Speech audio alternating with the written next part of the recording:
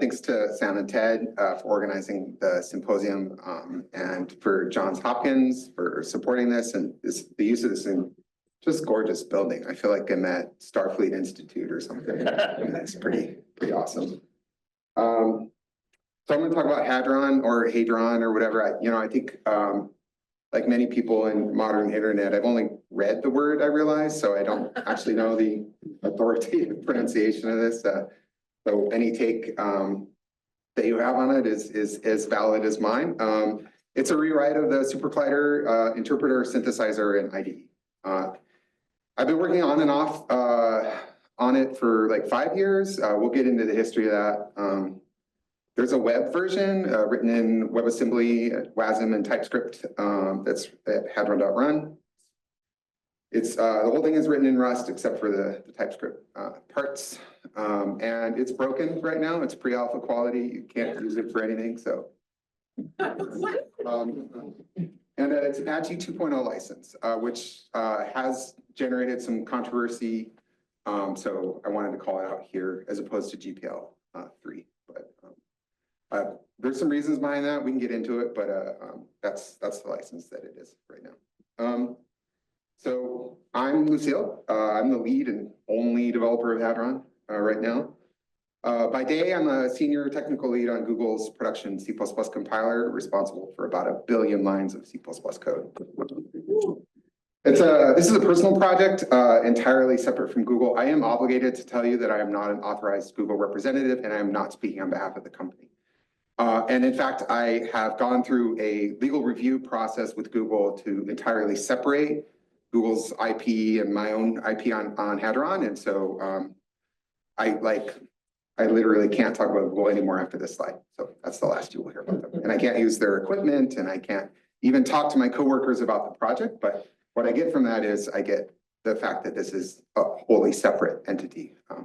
So yeah, that's enough about me. So a little history. So in 2018, I had a brief stint as a SuperCollider developer. This was a bumpy ride, I'm not gonna lie. I had some friends that I made in the community. I watched one by one as they got alienated and burned out and left the developer community. And I started to feel very alienated and unappreciated pretty quickly too. There's some pretty toxic organizational dynamics going on in the development community. I think the user community is a lot healthier, but the dev community. And what I saw there that was particularly hurtful for me was that there's just that kind of this open distaste for software engineering discipline. There's complaints about having to write unit tests. There was a big, pretty ugly fight about style guide. So sort of table stakes that I feel like for modern software engineering. And it was hard for me to see that kind of going on and not feel that my work was also valued because I mean, that's what I bring to a project. I'm a professional software engineer, and I've made it my career to be better at that. I take my craft very seriously. I work with some of the best software engineers in the world. And I study under them, and I'm like super into that. I'm a hobby programmer. I mean, that should tell you what an incredible nerd I am about this stuff. And in my hobby time, I'm setting up a continuous integration server and writing code formatting guidelines and stuff like that. So when people in the project are these developers are taking themselves too seriously and trying to build all this infrastructure, and it's yeah. And then the same people sort of turn around and they're like, we don't have enough effort to do a release. It's going to take us more than a month. And I'm like, huh. There's this discipline, there's this practice that could have maybe prevented that, but oh well, So 2018, I think I lasted a couple of months, really. It was a pretty short stint. But I still really wanted to work on SuperCollider stuff. And so I think Sam or I think what Sam said yesterday that you're gonna hear a lot of talks about SuperCollider adjacent projects. And I think I'm one of those people. I don't know, I might have even coined that phrase because I remember talking about this to a couple of friends at the time, that I still wanted to work on SuperCollider, but I didn't want to work on SuperCollider, so I would work on SuperCollider adjacent stuff. So my first SuperCollider adjacent project was Scintillator, which was a video synthesizer written in C++. It had the same sort of standalone server model, controllable via OSC that the SESynth has. I thought it was a great way to learn Vulkan. I've been an OpenGL and DirectX programmer for a long, long time. And so I thought, well, there's this new graphics paradigm. It's very similar to my all-time favorite graphics API, which is the Sony PS3 graphics API. And so I thought it was really cool and had a lot of fun working on it, but I've moved on. The good stuff, the funnest part I noticed when I was working on Scintillator was the SynthDef compiler. That was really cool. Basically, the UGens in Scintillator, the unit generators, are actually little templates for a piece of a fragment shader that you can like plug parameters into. And so they're like these little bits of text. And then, from that, if you get a SynthDef, it's basically you're assembling a graphics pipeline and a fragment shader to go into that. And that was a really fun, like little compilation sort of project where you're taking in what is essentially the graph input that is a SynthDef. It's an expression of a functional graph, right? And then, the output is this like Vulkan pipeline with a fragment shader that you can command. And then Vulkan is very like pedantic, so there's a ton of paperwork you got to fill out, like to do anything. You're like, okay, it's like doing your taxes to show a poly on the screen. But once you do your taxes, then and once you show one poly, then you can show arbitrary number of polys, and like you're good. But that first poly is like, oof. And then bad stuff, multi-process, like now there's a third process in the mix, right? You've got your interpreter, you've got your sound audio synthesis server, and you've got your video synthesis server. And, thinking about lag, like I wanted to be able to ingest audio for like audio responsive visual effects and like, okay, so how do you route the audio then? And like, what's happening there? And like, if the interpreter is sending OSC commands to both the audio server and the video server, like how's that going to work, in terms of latencies and stuff and inter-process communication, and all the sort of challenges, that people have, like, oh, we don't want to do TCP because that's pipelined, the latency is unpredictable. We don't want to do UDP because the datagrams are like fixed size and the operating system will just drop data in the datagram after, it's like, oh, here's 11K of data. Thank you, here's 4K of data, like in the other 7 are just, So there's that stuff. And then the other thing I found, and I think some other people have maybe felt this pain too, if you Google this, you'll find is that automated testing, like getting SC Lang to run on the server is a little bit painful. Like you have to either build it yourself with like all the X11 stuff turned off, or like you have to, if you try to get it from a distro, it's going to be like years out of date and like super crusty and like have to do that hack with like XVFB and like, just, I don't know. It was like, oh my God, like I wish this was just like Python and I could just type Python and it would be installed and it would like work. And then, there was some issues. I don't want to get too technical on this, but there were some issues where I wanted the same unit generator to work on the CPU and the GPU for various reasons. And so that was like kind of a limitation of this compiler paradigm, is that I was GPU only, and the way to get that same shader to run on the CPU was actually somewhat involved with performance. So these are kind of some of the challenges. So in 2020, I gave this a whole slide. I think we're still unpacking 2020, a lot of us. So, you can have a second here to relive the madness and the horror.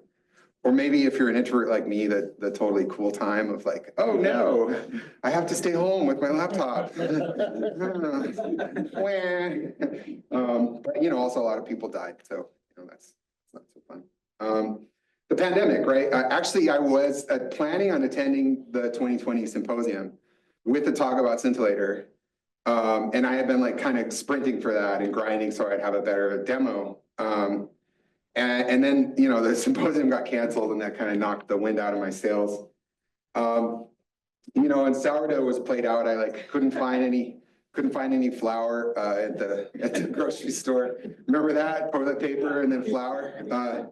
So, I started what most reasonable people do. I started self-studying compilers and interpreters because I've always been interested in them. Had Yeah, that's old news. Anyway, whatever. So I read a few textbooks. I read a number of papers. Started looking at stuff online, and I started thinking, like I had so much fun with the compiler part of Scintillator. What if I started working on a really fancy version of the SuperCollider interpreter? So I started working on Hadron, the first attempt. Hadron, the name comes from the fact that like Hadron was a generational improvement in supercolliders when it was built, the Large Hadron compiler, not the Large Hadron Collider. And so, I was like, this is like one of the three programmers' virtues, right? There's hubris, sloth, and impatience. Those are the three programmers' virtues. This is definitely hubris.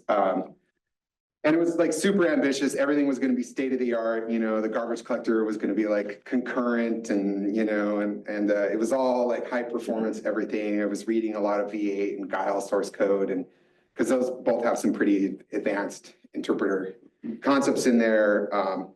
And it was like a boil the ocean complete redesign. I'm going to rewrite everything. I've got plenty of time. It's the pandemic, and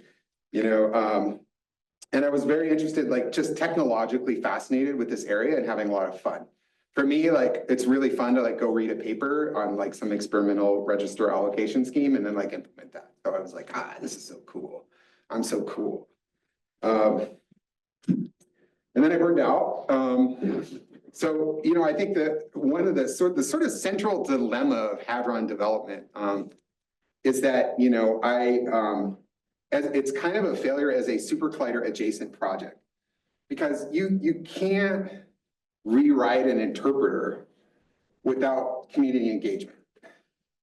I mean, you're just kind of, like, who cares? Oh, you wrote a better version of SuperCollider. Who cares, right? Like, because so what? Like, nobody's going to use it. Nobody cares. Like, it's just, it's. So as a purely technical artifact, like this just like was kind of a doomed project from the beginning. Even though it was a lot of fun and I learned a ton, but like, there was burnout there because the meaning of it slowly drained out as I ran out of things to implement that didn't require a conversation with somebody other than myself. And in my expert opinion, as a software engineering lead, which I've been doing professionally for a really long time now, I think that SuperCollider development needs both major technological and social overhaul in order to stay relevant. And I do feel like right now we're kind of circling the drain a little bit, despite the valiant efforts of people in this room. And these issues are inseparably intertwined. But let me give you a specific technical example. And I've got dozens of these, but like I chose this one because I think of all the language features that I've heard people discuss or read people discuss online, this one seems to be fairly uncontroversial. And so I'm trying to pick a feature that we can actually talk about some of the technical details on without getting into a big argument about like whether this is a good idea or not. Because if you want an opinion on a SuperCollider language feature, if you want 5 opinions, ask like 2 people, right? It's like one of those sort of things. And this is language design, right? Like that's just kind of the way that cookie crumbles. But I think that this one is actually fairly popular. And this is inline variable declaration. So I have some code here. The ellipses mean code that isn't relevant to the example, but there's code here. So, I declare a variable at the top, a random value, and I got a while loop. I'm saying, okay, while this thing is greater than 0, do some stuff that we don't care about. Lots of code later, blah, blah, blah, blah, blah. And now I have a new variable, and I'd like to declare it near where it's used, right? Like this. Not unreasonable, standard. C, of all languages, C has had this for a while now, right? And, so we're saying, okay, like, here's a new variable, right? Does everyone understand this feature? Yeah? Okay. So there's, I've actually, I've read the interpreter, SuperCollider interpreter code fairly closely. When you're you don't really learn a language until you're trying to write an interpreter, like all the little nitty gritty parts of it. And so I'm actually somewhat confident on this one that there would be no major technical hurdles to implement this in SELang. I don't think it would be that hard of a lift. I think you'll need some Bison tweaks.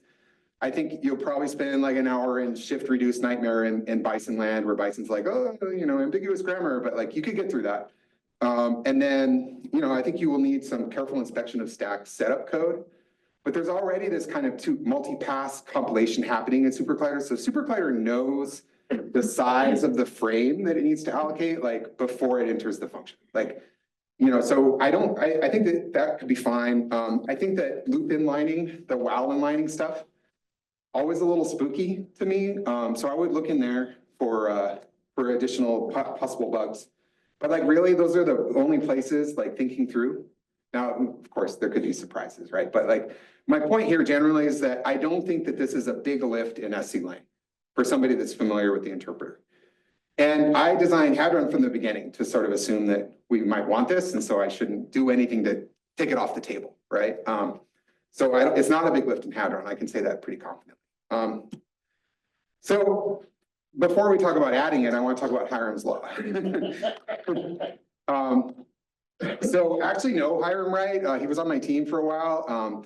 He and a bunch of other talented developers left Google, which is a pattern recently, unfortunately, for Adobe, where they're now leading like C++ software development at Adobe. It's another company with a giant C++ code base that is actually pretty fragmented and needs leadership. And this is the sort of the quote taken from the website that Hiram maintains.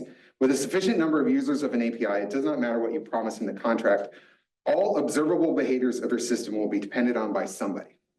So this is a lesson learned from working on a libraries used in like over 1 billion lines of C++ code, right? Which is that even if you have a bug in your code or something where the documentation literally says, do not rely on this, it will change. If you rely on this, it will break you.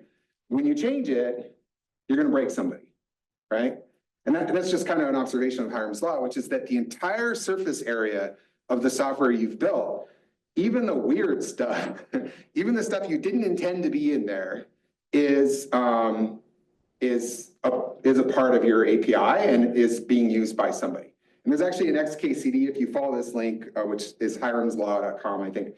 There's an XKCD there which talks about how there was it's a joke bug in Emacs where there was like somebody fixing a bug that caused the CPU to like spin really fast. If you hit a certain hotkey or something and there's like, oh, fix the bug. And then there's one user complaining that like they were using that to heat their office or something. Like you broke my office heating feature, which like, it sounds funny, but like the classic one, the one that when I joined this team and started working on compilers, the one that blew my mind was about non-determinism. And I'm sure that SuperCollider has this problem. I'm 100% confident that SuperCollider has this problem, which is that you cannot rely on if you're iterating through a dictionary or an event, right? You cannot rely on the order of elements in that event, right? You're not supposed to. The documentation says, no. I am 100% confident that if we like improve the hashing algorithm or improve, started to use some modern like Swiss tables or something like that in a dictionary to like, have better efficiency in storage and retrieval of keys, that like we would break some user. There would be some important piece of SuperCollider infrastructure that would just be like, and there would be much gnashing and wailing and gnashing of teeth and beating of breasts and so on and so forth. So this is a real thing that, like requires serious consideration whenever you're re-implementing an interpreter, right?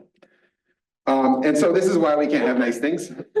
So this is valid SuperCollider code. This is actually copied from a Hadron evaluation integration test, which is, I have a suite of little code snippets like this that I run through SuperCollider language and get a result, and then I run it through Hadron and make sure that I get the same result, just to sort of guarantee, that I'm complying with Hiram's law. And so pop quiz, what do we have here? We have a var f. It takes a bunch of arguments. I'm deliberately using the outdated arg because the code's a little more misleading this way, and that's a hint. And what does arg a equal to? Well, its default value is b plus c plus x plus y. So that's right. I am adding the values of variables to the argument default initializer. And then I'm returning a. Survey the room. What is this function going to evaluate to? Any guesses? Guess? Guessing A. Well, what is the value of A though? I mean, everything is initialized to constants here. The value is computable. Yeah. Shot in the dark is 0. 0. Okay. Shot in the dark. Good. Any other brave souls? Thank you for. Showing. What's that? 3. 3? Okay. I was gonna say 3. Okay. So what is the default value for an uninitialized variable in SuperCollider? Nil. Nil, right? Okay, good. Yeah, that's a good hint. Martin, I heard you say 6? No, it's either 3 or 6 in my head. In your head? Okay. Does everyone understand why it might be 6? But if it's nil, it should fail. Right? You'd get an exception, right? You'd be like adding nil to plus, or adding an integer to nil, don't know what to do, Yeah. right? Yeah. So it is actually 6. And the thing is that there's 2 ways to initialize a variable in SuperCollider interpreter. The first way is a frame initialization, which is a default value. So literal stuff that can be computed at compile time, and specifically stuff that doesn't require a garbage allocator, except for the built-in integral. Anyway, sorry. Sorry. Sorry.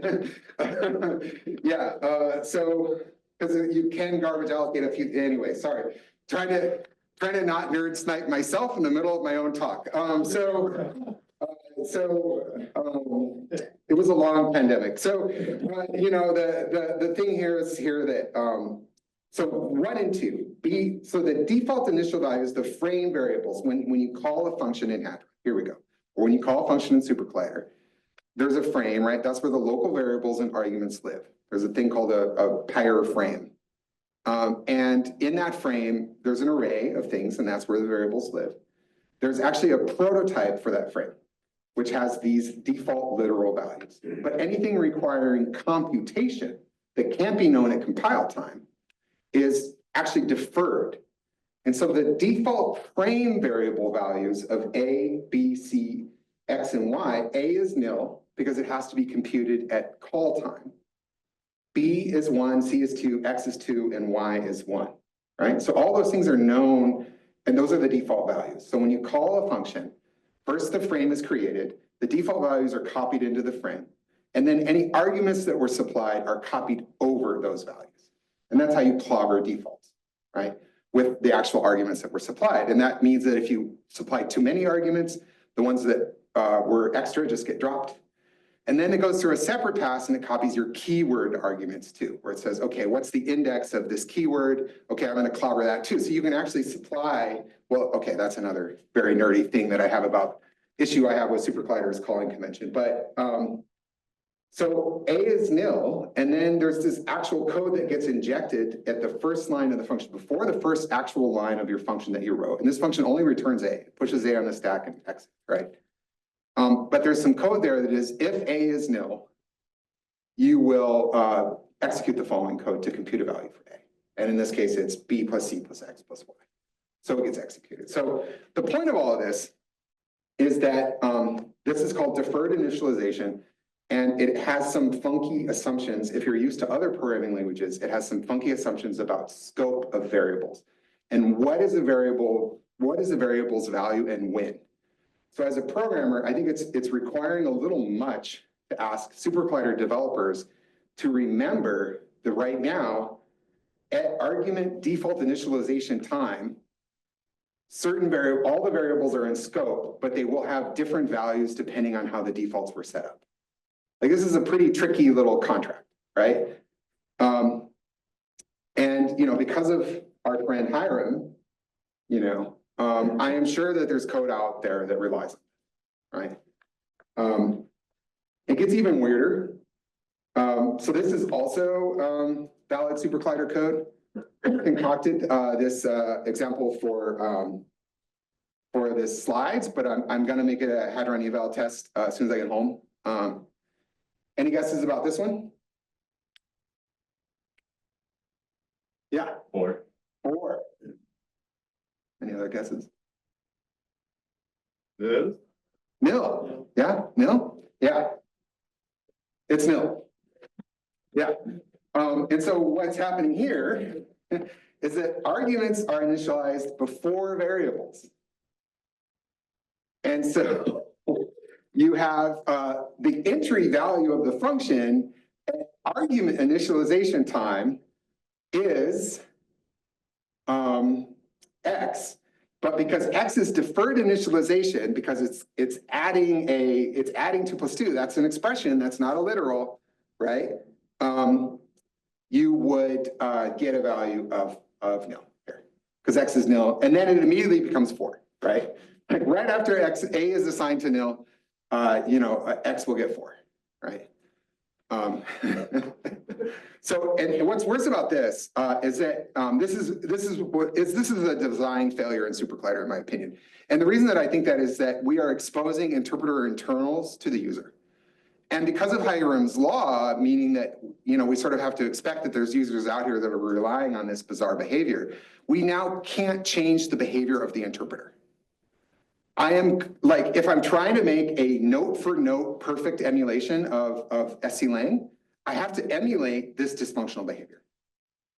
What's worse, it ties my hand in certain cases where I might want to do optimization. So a basic optimization is constant folding.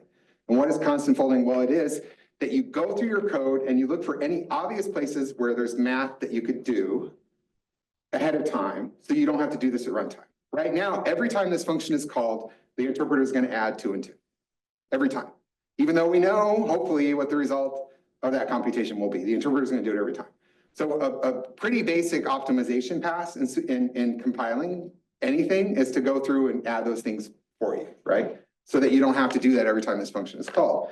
But if we change it to 4, this becomes a literal initializer. It now is in line as one of the frame variable initial prototypes, and the value of A would then be 4. So we've actually observably changed the behavior of code without changing the code by changing the compiler and, arguably improving it, right? So this is another situation where we, like developing an interpreter in a vacuum is a foolish exercise, because I'm going to be introducing a new class of compiler errors, right? There's literally a new thing, which is that right now, because you can't declare variables in line, all your variable declarations have to be at the top. This code would work, but now well, it wouldn't work because of the Y, but imagine the Y is up along with var X like normal, right? This code would compile. If you move the Y down, this is now a compilation error. It's the right thing to do to tell the user, hey, you haven't told me about Y yet, right? Because this is probably like a copy paste error or something like that. There's a logic error here that like this is highlighting, where it's like you're assuming that Y is the thing that I know about and I don't know about it, and that could mean a possible bug, right? So it is the correct thing to do to tell the user, hey, no, this doesn't fly, right? This is a whole new class of compiler bugs, and it's actually a change in the sort of semantics of scope and declaration, right? But we just highlighted how sensitive that area is for SuperCollider users, right? So I think that this is kind of why, like, I've seen this like conversation come up a number of times in the community historically about like, hey, it looks like it would be pretty easy to do this. Everybody wants it. It's a good thing, like inarguably, and then nothing ever happens. It's because I think that there's a serious like organizational and like strategic conversation that needs to be had about user disruption and adding features, and how are we going to do that? That's like in management speak, we call it an adaptive challenge. It's a challenge that has to be met, but there's a loss involved, right? And those are really hard for like a self-organized sort of community of like-minded individuals to make without there being some like negotiations ahead of time about who decides things, what the power structure is, who the stakeholders are, et cetera, et cetera. Those are difficult decisions to make, even with good governance. And I assert right now that SuperCollider does not have good governance. So we're actually not in the position to make these kinds of decisions at all, which is why we can't have nice things. So, inline variables will likely break user code. And in this situation, what is fair? I think that's a tough discussion. I don't feel comfortable deciding that on my own. It doesn't feel ethical or particularly meaningful for me to just arbitrarily be like, well, screw these people, this thing is better, right? Like, I don't want to do that. And I really have zero desire to engage on the forums or like go through the slings and arrows of the RFC process to have a decision like this. I've got another 20 behind it. I just, no, like, I have a limited amount of hobby time. I can either spend it, like writing code or arguing with pedants on the internet. And I have a strong preference for the first one, you know. So I started the project again. I think that the new goals are work on cultural reform alongside technological. We need them both. I think I've made that point. I chose Rust because I think it's more inclusive for newer systems programmers. I see a lot of people in SuperCollider who hit that C++ barrier. They're like, oh, you know, like I'm doing a lot of stuff, but I'd love to write my own UGens, but gosh, C++, oof, you know. Or, you know, I want to add an extension, but C++, oof, you know. And I think that systems programming is hard to learn, you know. I've been studying C++ for 25 years and I don't know it. You know, I think if you, I think I know one person who knows it. It's Richard Smith. He wrote a good chunk of Clang. He sat in the C++ working group for a long time. I think he knows C++. I don't think anyone else does. I certainly don't. And in fact, when I interviewed with Google in 2009, they were like, rate your skill in C++ from on a scale of 1 to 10. And I was like, I'm about a 7. And the recruiter's like, whoa. You know, understand who you're talking to. Understand who's going to be reading your rating, you know, like, do you want to rethink that? And I was like, 4, you know, and I got the job. And I have learned so much since then. I've had, you know, I've gotten such great feedback. I've developed so much. And I think I'm still a pretty solid 4 at C++. But I've been working at Rust for a long time, now 2 years, and I feel pretty comfortable with it. I feel like it's definitely possible to write like performant and safe C++ code, modern C++ code, but it's kind of like playing, it's like playing a MOBA or like a competitive online game or a massively multiplayer online game. I don't know if you've ever played any of these games, but like there's the playing of the game, but then there's also this other thing, which is called keeping up with the meta. And that's like, you know, watching YouTube videos and reading on the forum about like which character is overpowered, you know, which one got nerfed and you should avoid, you know, what play style is preferred in different situations.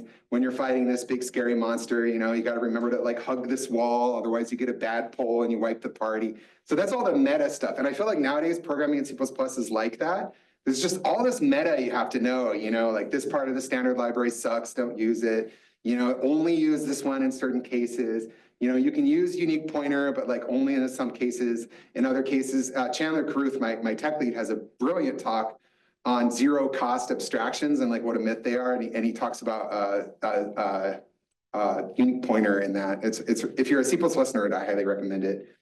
But I feel like Rust, there's meta, but it's more like drama. It's like, you know, which maintainer is fighting with which maintainer, you know, those kinds of things, which is fun. It's like get the popcorn as opposed to like, you know, if you do this, your code is terrible and will crash or have mysterious bugs. So I do think it's more inclusive. Also, like if you're a newer systems programmer and you're only going to learn one language, I would recommend Rust just because like, you know, it's great.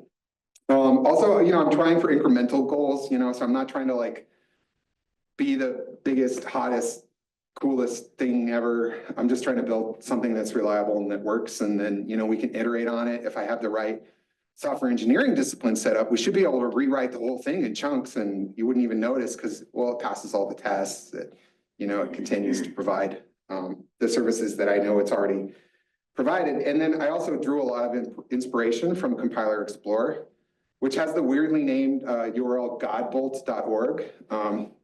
It's this guy's last name, Matt Godbolt. That's really his name. I met him. He's really nice. But, so I don't, you know, if you're not a C++ like compiler nerd, you probably haven't checked this site out. But it's worth checking out. It really, I think it has given C++ 10 more years of life. And the reason is because it shows you on the left hand, you write your C++ code. It'll run it for you if you want. You can pick your compiler. You can run it on a bunch of different compilers. And then you can also get output from the compiler, like you can look and see the assembly language, you can look and see the LVMIR, like you can get a bunch of different sort of diagnostics and other things. And so I think it's made a lot of C++ programmers, particularly like game writers and other people who are writing performance intensive code, become really aware of like what the compiler is doing with their C++. And it's also because you can just share these stateful Godbolt links that like include everything, your Windows setup, the code, the diagnostics, everything that you have.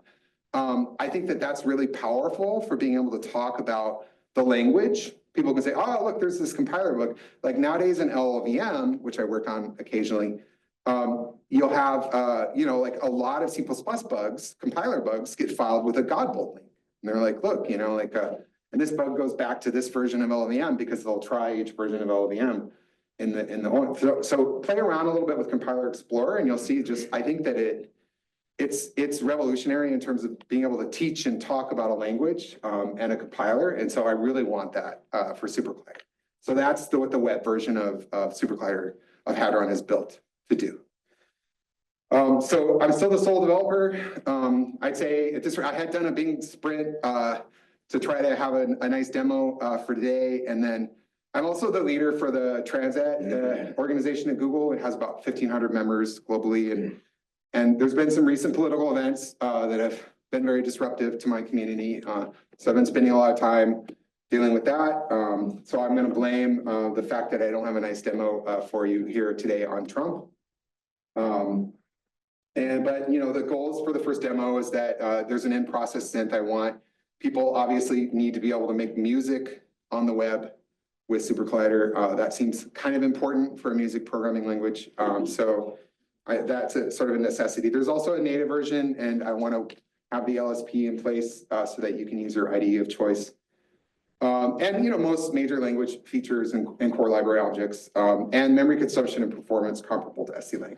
I think I'm slower and use more memory right now, but I haven't optimized yet. So I haven't even really assessed, but that's my guess, just because I haven't optimized. And there actually has been a lot of really good optimization work done on SCLang. Like, it's no slouch in that department, in my opinion.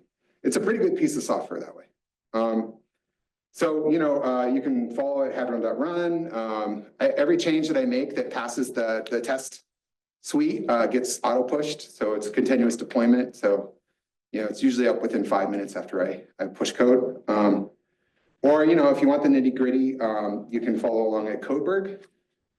Had some bumps in terms of finding a home for Hadron. I was on GitHub because of the LLM co-option of all of GitHub's code, and also the fact that they worked with ICE.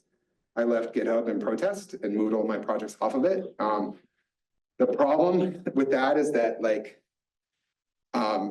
it really is sort of the code forge du jour. Everything's using it, which I also think it's good to fight software hegemony, but yeah, this fight is not going well. I was self-hosting for a little while, but that got really expensive and I was having a lot of security issues. I was on SourceHut, but I thought that was even more alienating to potential contributors because they use the Linux kernel GitHub workflow, which is all email based and asking people to forcing potential contributors to use a text-based email client seemed a little far even for me. I was like, all right, I know I'm feeling a little protective and defensive, but this is a little bit too much. They'll never see my drawings, and so I'm on Codeberg now. It's good except for when it's being DDoSed by the Fash, literally. That's happened. But join the fun. And I wanted to make a sort of slightly defensive point, which is that when you're writing an interpreter, and this is the case for software, but I think it's like all software development, but it's really the case for interpreters, which is that you don't have anything to show until you have almost everything. So this is an example I just wanted to run through. So this is, I'm sure you've all seen this code before. I think even Bruno, gentle introduction to SuperCollider. I think this is one of the first examples, right? Hello world. Classic first programming example. This works on Hadron now, but let me just go through really quickly what you had to build in order for this to work. So I needed a lexer and a parser. Don't worry if you don't understand some of these things. I'm happy to explain them. I needed the concept of string literals, read-only types, which is a whole complexity that you don't learn about until you try to modify one of these strings. Built-in types, mostly done. String is a built-in type. Slot polymorphic types, string lives in a slot, but only because it's an object. So there's an object pointer to a string. Garbage collector, so at least a garbage allocator, so you needed that, but I have a collector. Message dispatch, how do you send Postland to a string? And like determine that that's the right method to call the class library, at least enough of a concept so that the class library knows what a string is and how to find it, how to look up its methods. The built-in asString method, which actually on the string isn't called, but anything else that like objects implementation of postline, it converts it to a string first and then calls postline on it. So the this keyword, because that's the return value of this, postline or returns this. Default method return of this, meaning you don't have to specify return this in the method. The interpreter runtime, so that there's enough code that it knows after I compile this and after I compile the class library, what do I do? The interpreter REPL, which is the read, eval, print loop, stack emulation and inline functions. I won't get into it. Oh, this is an inline function embedded inside of an interpreter method called, I think, function compile context. That's how you get your single name global variables in interpreter code, single letter global variables. They're actually instance variable members of the interpreter instance. I needed that. And terminal output for the post window. I had to, now I have a string, I want to print it. I had to teach Hadron what to do with those strings and where to put them. And also design an interface for the web and take a first stab at adding color to the post terminal, which Hadron supports. But that's another conversation that needs to be had with the community about how do we get color in the post terminal. A lot of work is my point, just to run this like simple bit of code, right? There's a lot left I want to build. The end process synth, I want to bring simulator back. I want to have video too. I've always thought if you declare a UGen, you should be able to do video and audio interchangeably. You should be able to run audio on the GPU, et cetera, et cetera. So I never really saw the point for having this division of labor. Rich LSP support, and what up, Scott? Scott and I have been talking about this for a long time. I think, in their defense, Hadron just really hasn't been ready. But this is something I definitely would love to collab on. Interactive debugger with the web UI and also the debugger adapter protocol, which is how you get your debuggers in your Visual Studio codes and stuff like that. That's actually not that far out and pretty useful to build. We're saving questions for the end, language server protocol. So that's the plugin that allows you to run stuff in ahead of time compilation. I would really love it if you could just compile your stuff and redistribute a binary. That's why Hadron is Apache 2.0 licensed, by the way, is so that you could do this. But I'm not rewriting the class library, and all that stuff is GPL3. So, modules that people will write will probably be GPL3. So, but if you're just using Hadron core, you can distribute a closed binary with it, and that's consistent with the license. I just wanted to leave that on the table for people. I also really think that Richard Stallman is a jerk and needs to burn in hell, and I would never want to be associated with anything that he's associated with. Foreign function interface. The primitives are a huge problem in SuperCollider. They really are, for portability and stuff. And there's just been a lot of primitive bloat. I don't know if people understand that there are over 800 primitives in SuperCollider.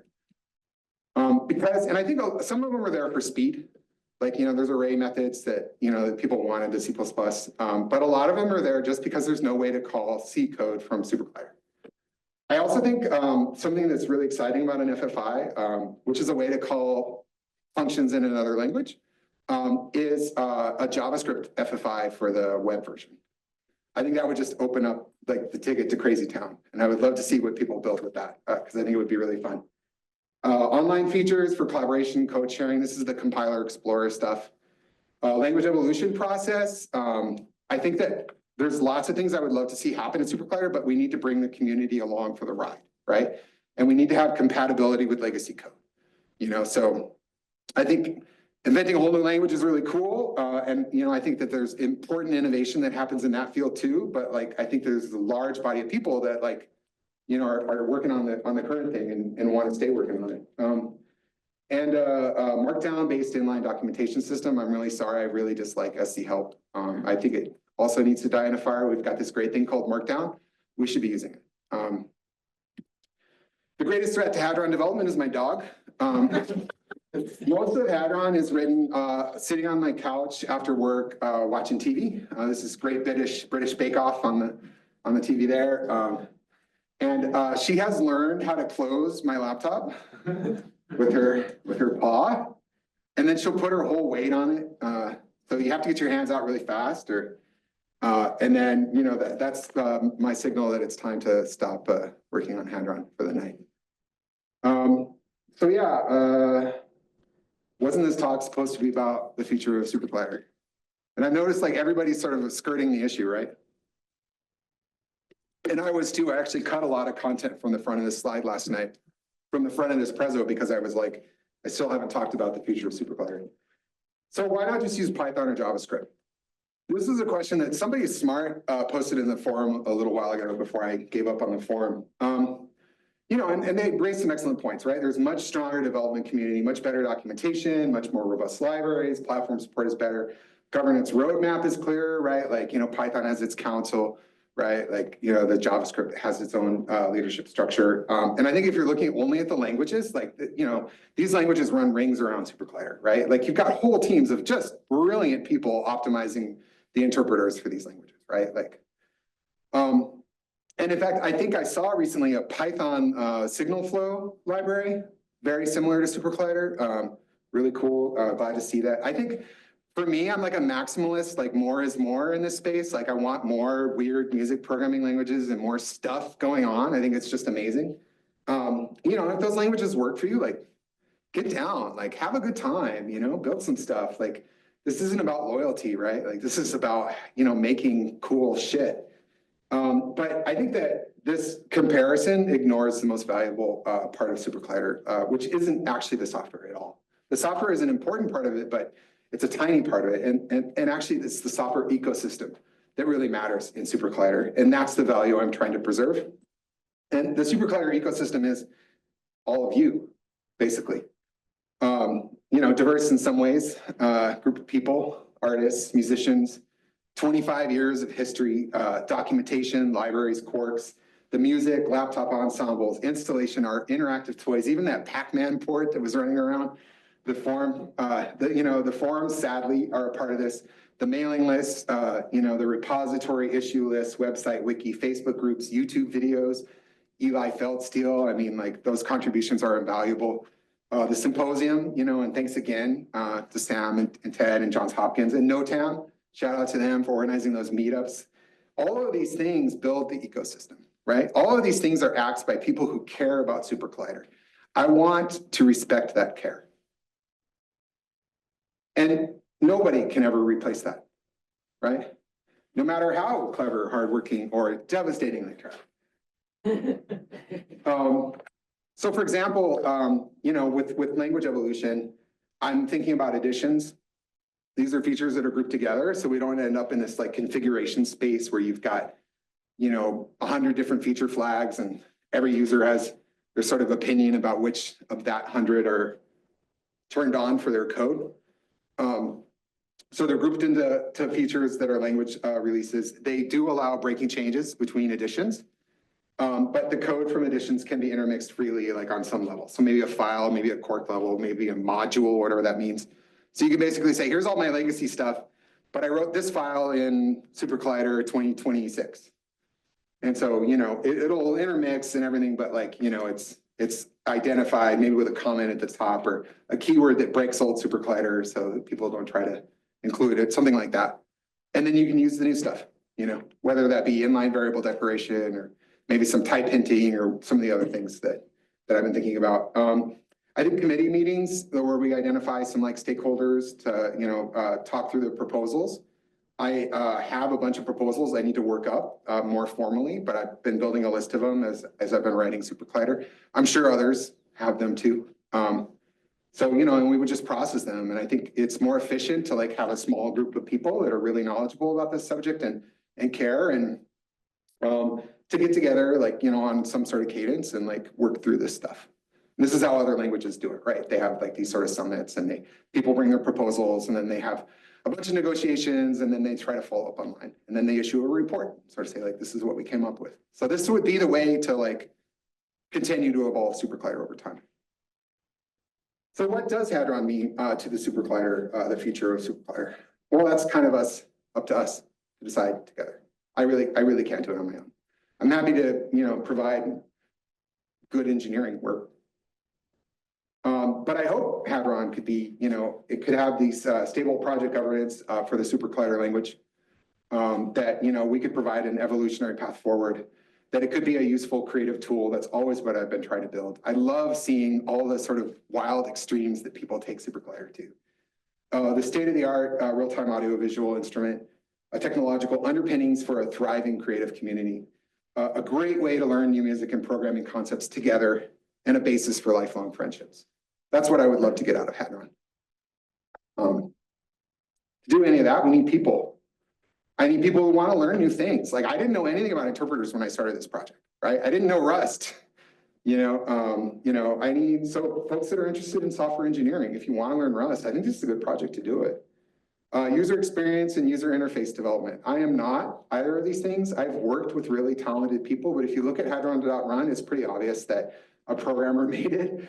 I would love to get some input on that. Testing, beta and test engineering. Web development. Again, I'm not a web developer. I've been painfully learning TypeScript and, infrastructure and automation.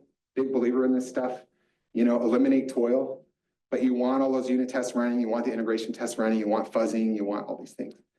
Adventurous users who are willing to try out a completely broken interpreter right now.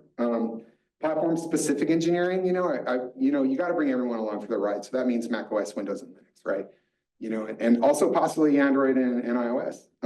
Accessibility, really important to me, particularly in a language like this that allows for such a rich audio interaction. I want to make sure that low-sighted people can really use the software, and I haven't even started on that, much to my shame. So this is a requirement for my first alpha launch, is that I want accessibility features in place. So if you care about that, I would love to talk with you. Hadron needs people who work on internationalization and localization. I've always thought that it's a complete drag that you have to learn English to write code. I would love error messages in your local language. I would love to see more stuff in other languages. I think this is a great way to also strongly raise the diversity and inclusiveness of the project. Documentation and technical writing, particularly combined with localization and internationalization, that's really important. Project management, again, not my strength. I just have a list of bugs. So, a little more structure there, especially when you start scaling, adding people, this is really helpful. Product management, I had a product manager friend review these slides, and that's why I changed them last night, because he had a bunch of feedback. And so I really tend to work well with people who have product thinking. I don't have it myself. And I think as a developer, you're often blind to it because you're just so so it's helpful to have somebody that, kind of has that little further out perspective. Community organization, moderation, recruiting, activation. I'm a painful introvert, painful. So maybe some help here would be really good. Somebody that likes talking to people, music and technology educators. I think this is a great learning opportunity. I think that there's so much that we could do together. Music, and education and outreach goes into that. And then, you tell me, I haven't thought of everything. I'm not the queen of everything. I'm just some person working on stuff. So, the Hadron community, I am looking to avoid some problems in the SC community. Stricter code of conduct, higher engineering standards. Let's move the language together, forward together. I want it to be safe, productive, and professional, inclusive of a broad diversity of motivated people. I think professionalism is a lost art, and I think it's really underrated, but professionalism is the best way to build an inclusive team. Because if you're being professional, you're not relying on cultural mores, there's no in-group, everybody knows how to be professional. So if you're being professional, then you can include everyone, right? From a bunch of different backgrounds, a bunch of different, perspectives. So I think professionalism is a lost art, and I really am trying to hang on to it. If you want to get involved, please get in touch. I stream Hadron development on Twitch. So most weekends, some evenings. I would love to do this again, speak at another conference, meetup, concert. Travel for trans people is a little iffy right now, so it might be over VC, but happy to do that. And I have stickers. Come say hi. You have to say hi to me to get a sticker, but I have stickers. That's the Hadron logo there in the upper right-hand corner. So thank you so much. I'll take your questions.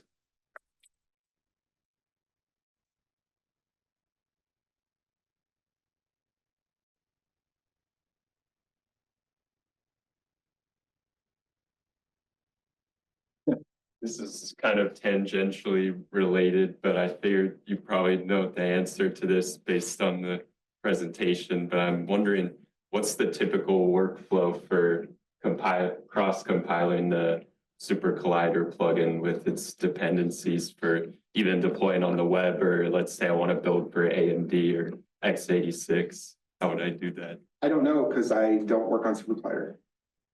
Well, yeah. Yeah, so the question was, what are the dependencies for cross-compiling SuperCollider for the web?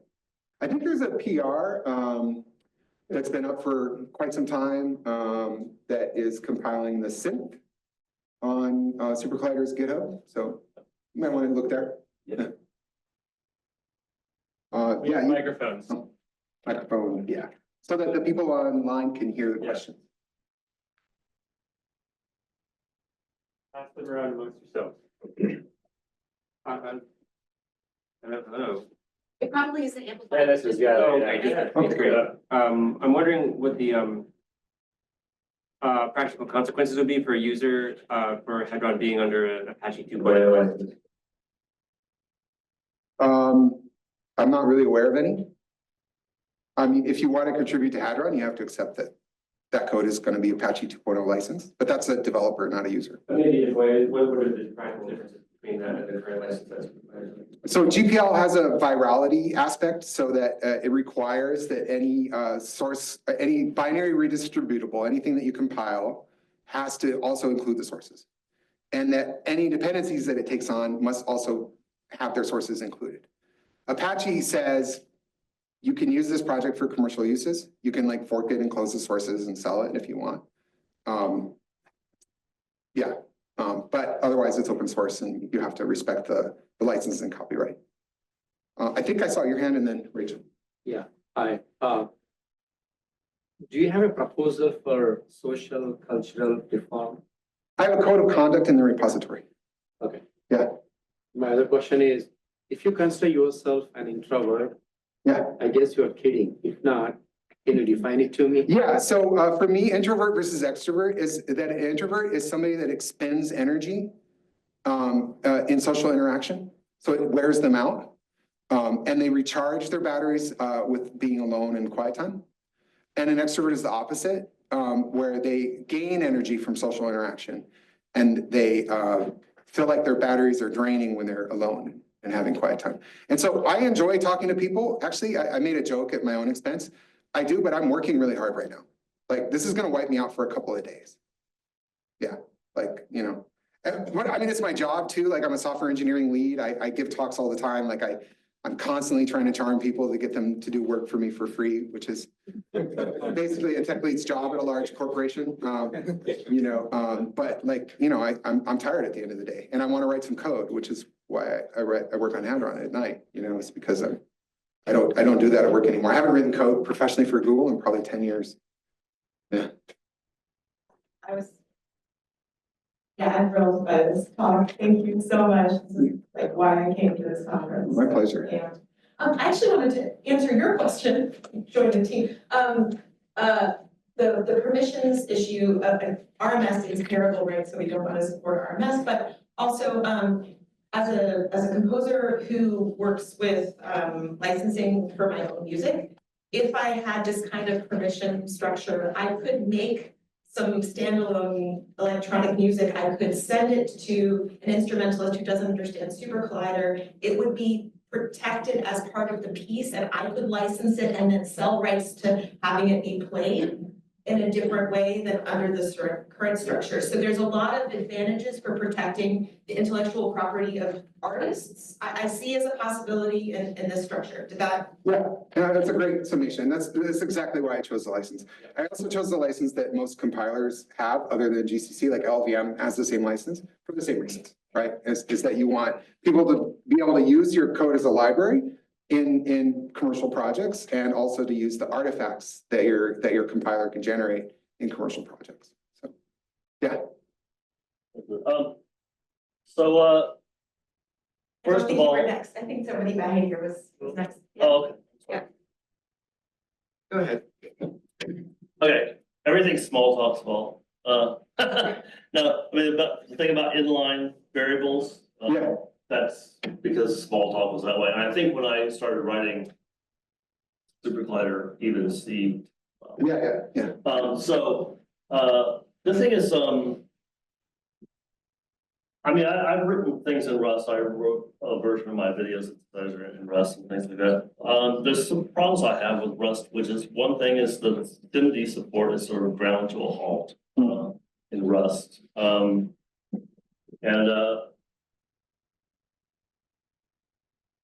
other thing is like, you're talking about additions, like some things I feel like in a language can't be fixed. And I think there's some things about that in SuperCollider. You sort of brought some to life. So like, sometimes you have, like, Rust couldn't be a new addition. Like you're talking about additions, like for Rust, ED. We put out additions every couple of years. I know, but Rust, why didn't Rust become just an addition of C++? Like, you're leaving behind a whole community there, but they had things they wanted to fix that couldn't be fixed in C++, right? So that's why Rust is a new language. Well, I think there's similar reasons in SuperCollider why there. I mean, you can keep going on with SuperCollider, and I think that's probably fine. But there's things in SuperCollider that can't be fixed. I think you and I differ on that, but yeah. Okay. Another thing is, well, yeah, we're probably different on two things. Like, I think, style guides is a Google thing. Like in Apple, we don't have style guides. Or we didn't when I was there. So, yeah, so, okay, I think, well, there's one other point, I can't remember it. Yeah, I think, sometimes I feel like, there's a reasons for a new language. Yeah, totally agree. I'm stoked about your work, like honestly. Like I made a joke when I heard about SAPF, which I know you weren't talking about yesterday, but that I maybe in 20 years I would be rewriting it. I mean, I recognize that I'm standing on the shoulders of giants, but I do differ in the fact that I think that with some organizational reform, that SuperCollider has a lot of legs left on it. Yeah. I was wondering if you could expand a little bit on what you were mentioning about different language versions.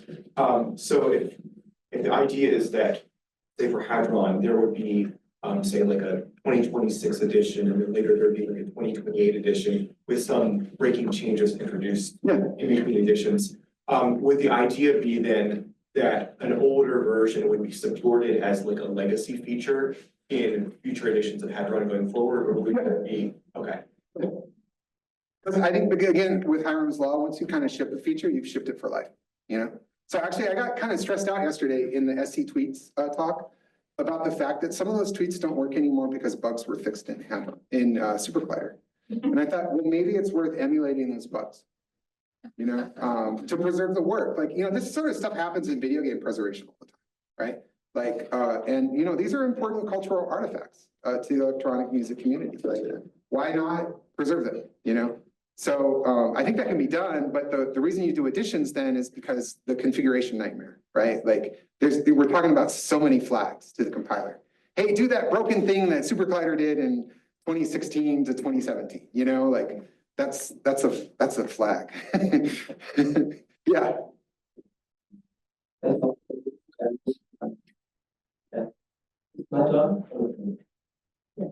Far away. Python and small comment about building blocks, and one of the most famous example is the SIP chip, which has a small IDC offsets, and then people who use the offsets and modulate it and actually play back samples. And then this bug got fixed in a later edition of the chip. And then this feature went away, and an example playback in these video games was basically so it really happens in practice. Iron's law. Yeah, and one question about the interpreter. If I remember correctly, like in the earlier version of Hadron, you had a chip compiler, right? Yeah. Is this still there? No. Is it left on the table, or is it it's something you would? It's a lot of work and a lot of complexity. And I think that there were some valid points made about, well, does the language really need to be that fast? I'm a big believer nowadays in make it work, make it right, make it fast, as being those three phases of a project. And I'm still very solidly in make it work phase. And, you know, occasionally dipping into make it right, but make it fast is off the table. And it will be for the foreseeable future, unless I rapidly scale my dev team.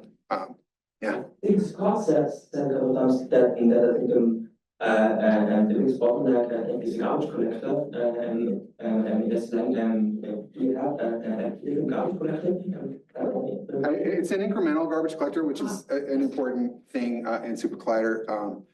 But yeah, I mean, right now it's a really stupid garbage collector. It's a tracing incremental garbage collector. It's not doing anything fancy. You know, I've looked at this is a long technical conversation. I definitely have improvements for the garbage collector in mind, and a couple of things. Writing a garbage collector in Rust is an exercise in sort of self-inflicted wounds, but it can be done. But that's also in the make it fast category.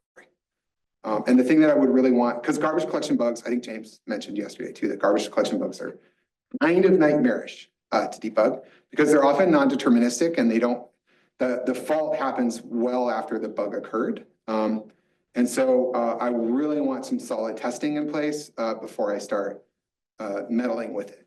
So, yeah. Thanks for that thoughtfulness on like maintaining long-term artifacts.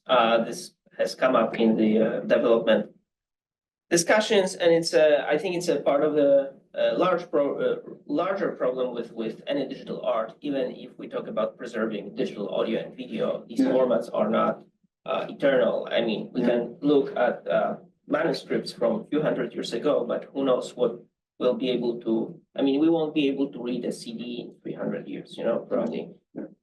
So it's a real issue that goes beyond software development, but it is very amplified in software development.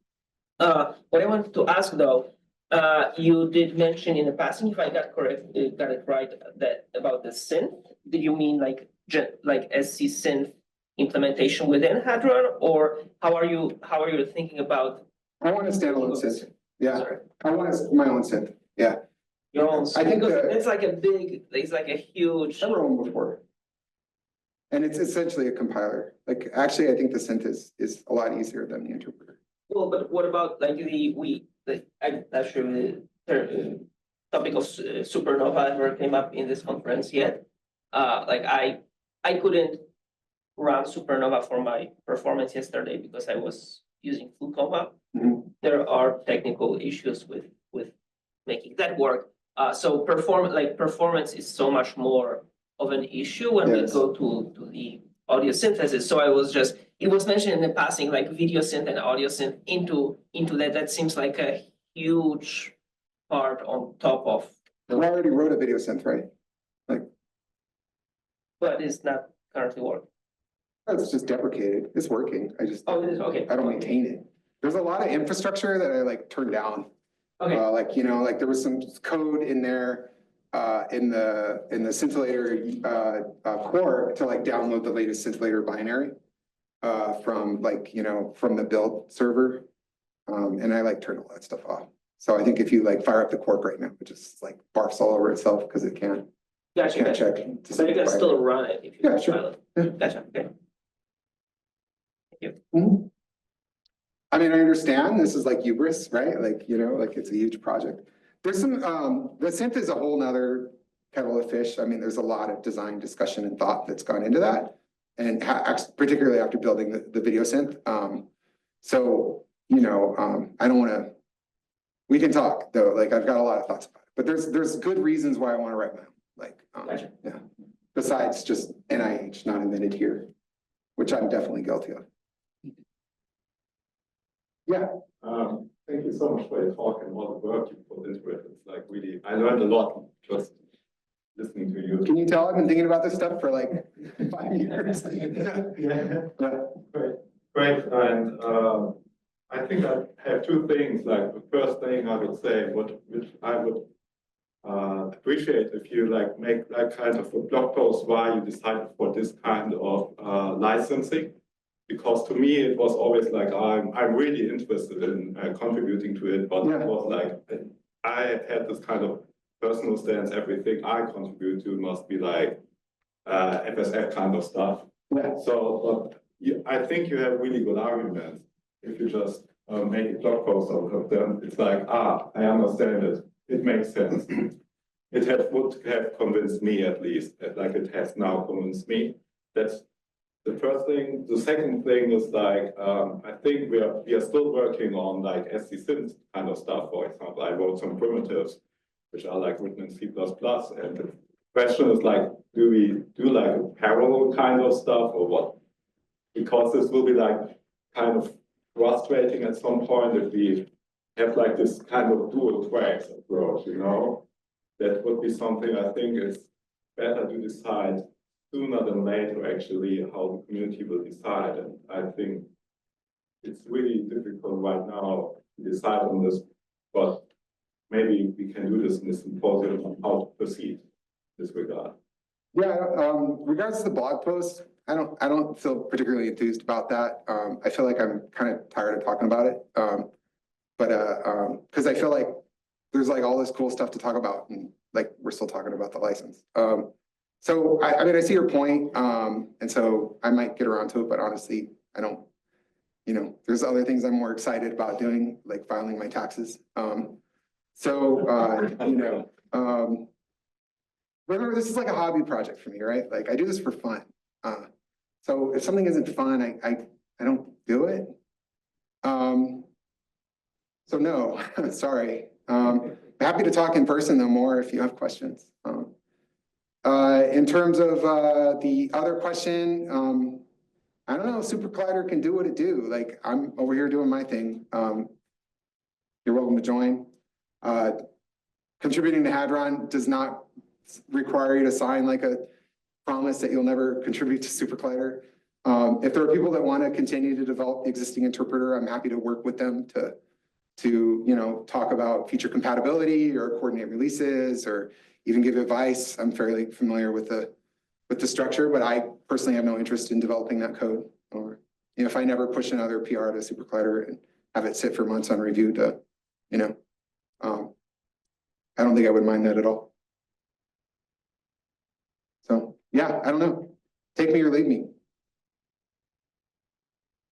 Yeah. Just a small, I think, just forgot, interesting, and because you we talked about editions and preserving the history. PD, for example, has a compatibility flag, and you can tell PD run as if you're running on a version 20 years ago, and every single change in PD that would affect the audio outputs. Once you make a time change and it's still